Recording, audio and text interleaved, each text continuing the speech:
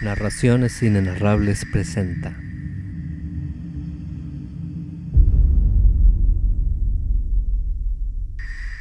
de Howard Phillips Lovecraft.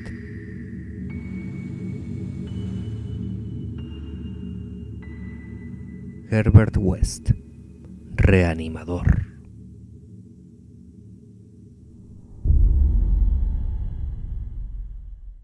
Capítulo 5. El horror de las sombras. Muchos hombres han contado horrores, jamás impresos, aquecidos en los campos de batalla de la Gran Guerra. Algunos me han hecho flaquear, otros me han provocado unas náuseas tremendas, mientras que aún otros me han hecho temblar y volver la vista a la espalda en la oscuridad. Aunque, por muy malos que sean, creo que yo puedo relatar acerca del más odioso, el estremecedor, el antinatural, el increíble horror surgido de las sombras. En 1919 era médico con grado de primer teniente en un regimiento canadiense, en Flandes, uno de los muchos americanos que precedieron a su propio gobierno en aquella gigantesca conflagración. No había entrado por propia iniciativa en el ejército, sino empujado, de forma bastante natural, por el alistamiento del hombre de quien era un ayudante indispensable, el renombrado cirujano de Boston, el Dr. Herbert West. El Dr. West había guardado una posibilidad de servir como cirujano en la Gran Guerra, y en cuanto se le presentó la oportunidad, me hizo acompañarlo casi en contra de mi voluntad. Había razones por las que me hubiera alegrado de que la guerra nos separase, motivos que me llevaban a encontrar la práctica de la medicina y la compañía de West progresivamente enervantes. Pero cuando se trasladó a Ottawa y, gracias a influencias de la facultad, se agenció un puesto de médico con el grado de mayor, no pude resistirme a la imperiosa persuasión de alguien que estaba decidido a que lo acompañase ejerciendo mis funciones habituales. Cuando digo que el Dr. West estaba ansioso de servir en combate, no insinúo que fuera de talante guerrero, o que se sintiese ávido de salvar a la civilización. Era en todo momento una máquina intelectual, fría como el hielo, delgado, rubio, con ojos azules cubiertos con gafas, y creo que se reía en secreto de mi ocasional entusiasmo marcial y mi rechazo de la neutralidad a ultranza. Había, sin embargo, algo que le interesaba en la disputada Flandes, y para lograrlo tenía que asumir un puesto militar. Lo que él perseguía no era una cosa que muchas personas busquen, pues se trataba de algo tocante a la peculiar rama de ciencia médica que había optado por seguir a escondidas, y en la que había obtenido resultados asombrosos y, en ocasiones, horribles. Lo que pretendía era, en efecto, ni más ni menos que un abundante suministro de cadáveres recientes en diversos estados de desmembramiento. Herbert West necesitaba cuerpos frescos porque la obra de su vida era la reanimación de los muertos. Su trabajo era ignorado por la acomodaticia clientela entre la que rápidamente había cobrado fama al llegar a Boston, pero era solo bien conocida por mí, su más íntimo amigo y su único ayudante desde los viejos tiempos de la Facultad de Medicina de la Universidad Miskatonic de Arkham. Fue en esos tiempos de facultad cuando comenzó sus terribles experimentos, primero con animalejos y posteriormente con cuerpos humanos obtenidos de maneras espeluznantes. Existía una solución que inyectaba en las venas de los muertos y, si estaban lo bastante frescos, respondían en extrañas formas. Tuvo grandes dificultades hasta lograr la fórmula apropiada, ya que había descubierto que cada tipo de organismo necesitaba un estimulante específico. El terror le rondaba al pensar en sus fallos parciales, seres indescriptibles que eran el resultado de las soluciones imperfectas o de cuerpos que no estaban lo bastante frescos.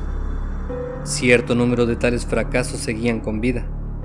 Uno estaba en un manicomio, otros se habían esfumado, y al pensar en eventualidades concebibles, aunque virtualmente imposibles, se estremecía a menudo bajo su habitual talante imperturbable.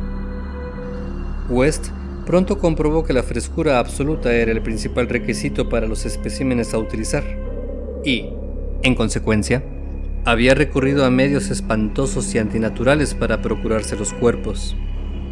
En la facultad y en el transcurso de nuestro primer trabajo en la ciudad industrial de Bolton, Mi actitud hacia él había sido sobre todo de fascinada admiración, pero, al aumentar la audacia de sus métodos, comencé a desarrollar un miedo que me corroía.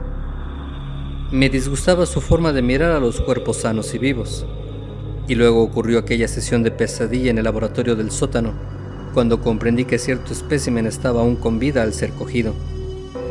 Fue la primera vez que logró revivir el pensamiento racional en un cadáver, y tal éxito, logrado a un coste horrible, había acabado de endurecerlo.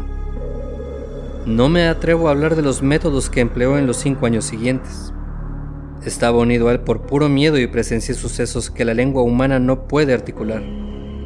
Poco a poco, Herbert West comenzó a resultarme más abominable aún que sus actos, y fue entonces cuando comprendí que su antaño comprensible celo científico por prolongar la vida había degenerado lentamente hacia una curiosidad que era sencillamente morbo y necrofilia, y un secreto regusto por el osario. Su interés se transformó en una demoníaca y perversa adicción a lo repelente e infernalmente anómalo.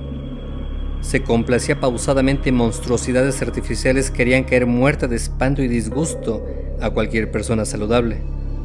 Se convirtió, bajo su pálida intelectualidad, en un fastidioso Baudelaire de experimentos corpóreos, un lánguido Heliogábalo de las tumbas.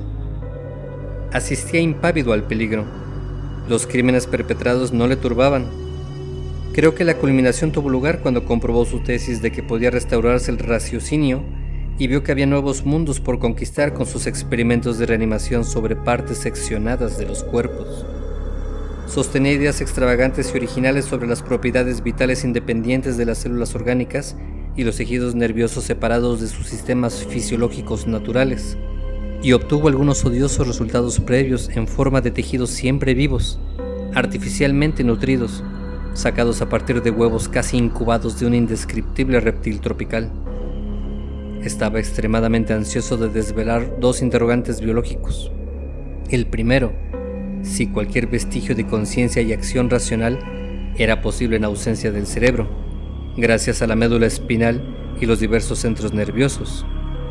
Y segundo, si podía existir algún tipo de relación etérea e intangible, ajeno a las células materiales, conectando las diversas partes seccionadas de lo que previamente fuera un solo organismo vivo.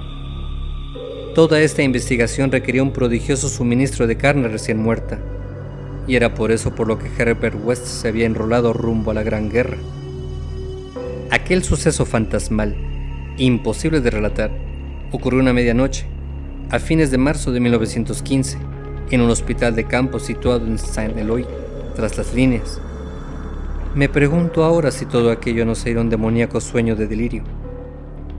West contaba con un laboratorio particular en el ala este del improvisado edificio, similar a un granero, que le había sido asignado ante su afirmación de estar probando nuevos y radicales métodos para el tratamiento de casos desahuciados de mutilación. Trabajaba allí como un carnicero entre su sangrienta mercancía. Nunca pude acostumbrarme a la despreocupación con que manipulaba y clasificaba ciertas cosas. A veces hacía milagros quirúrgicos con los soldados, pero sus apetitos predominantes eran de naturaleza menos pública y filantrópica, teniendo muchas veces que dar explicaciones sobre sonidos que resultaban peculiares, aún entre esa babel de condenación. Entre esos sonidos eran frecuentes los disparos de revólver, sin duda comunes en el campo de batalla, pero sumamente insólitos en un hospital. Los sujetos reanimados del Dr. West no estaban diseñados para vivir mucho tiempo, ni ser mostrados. Aparte de tejidos humanos, West empleaba gran cantidad de tejido embrionario de reptil, cultivado con singulares resultados. Era mejor que el material humano en lo tocante a mantener con vida restos privados de órganos, lo que ahora era la principal actividad de mi amigo. En una oscura esquina del laboratorio, sobre una extraña incubadora, mantenía una gran tina tapada repleta de unas células germinales de reptil que se multiplicaban y crecían ruidosa y abominablemente. La noche en la que me refiero, habíamos obtenido un espléndido ejemplar reciente. Un hombre de fuerte complexión, cuyo gran intelecto y sistema nervioso sensible estaba asegurado. Resultaba bastante irónico, ya que se trataba del oficial que había ayudado a West a lograr su puesto y que estaba a punto de convertirse en nuestro socio. Es más, En el pasado había estudiado en secreto la teoría de la reanimación bajo la tutela de West. El mayor Sir Eric Moreland Clapham Lee, DSO, era el mejor cirujano de nuestra división y había sido apresuradamente asignado al sector de Saint Eloi apenas llegaron al cuartel general las noticias sobre el encarnizado combate que se estaba librando. Había acudido en un aeroplano pilotado por el intrépido teniente Ronald Hill, solo para ser derribado ya sobre su destino. La caída había sido espectacular y espantosa.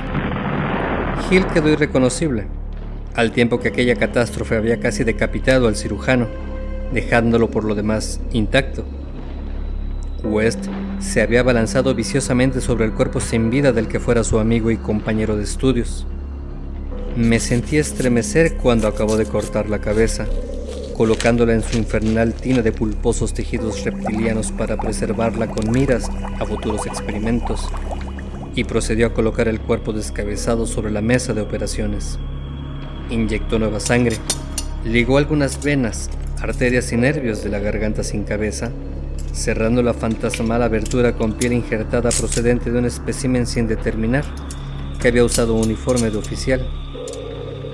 Yo ya sabía su intención: determinar si el cuerpo, altamente organizado desde el punto biológico, podía mostrar, aún sin cabeza, algunos signos de la actividad mental que caracterizaran a Sir Eric Moreland Clapham Lee. En otro tiempo un investigador de la reanimación, ese tronco inmóvil era ahora usado de forma abominable para la experimentación. Todavía puedo ver a Herbert West bajo la siniestra luz eléctrica, inyectando su solución reanimadora en el brazo del cuerpo decapitado. No soy capaz de describir la escena. Me desmayaría al intentarlo, ya que había locura en esa estancia rebosante de seres clasificados como en un osario, con sangre y restos menos humanos que llegaban casi al tobillo sobre el resbaladizo suelo, y con abominables anormalidades reptilescas brotando, burbujeando e hirviendo sobre el espectral titilar verde azulado de la débil llama en una lejana esquina de negras sombras. El sujeto, tal como observó repetidamente West, poseía un espléndido sistema nervioso. Esperábamos mucho de él, y cuando mostró unos pocos movimientos espasmódicos, pude ver surgir un febril interés en el rostro de West. Estaba a punto, pensé, de obtener pruebas de su cada vez más segura opinión de que la conciencia, la razón y la personalidad pueden existir con independencia del cerebro, que el hombre no tiene un nodo central del espíritu, sino que no es más que una máquina de materia nerviosa, cada sección más o menos autónoma en sí misma. En una triunfante demostración, West había de relegar los misterios de la vida a la categoría del mito. El cuerpo se estremecía con mayor vigor, y ante nuestros ávidos ojos comenzó a tensarse espantosamente.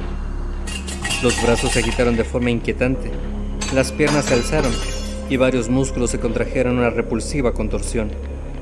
Luego, el ser decapitado levantó los brazos en gesto de inconfundible desesperación.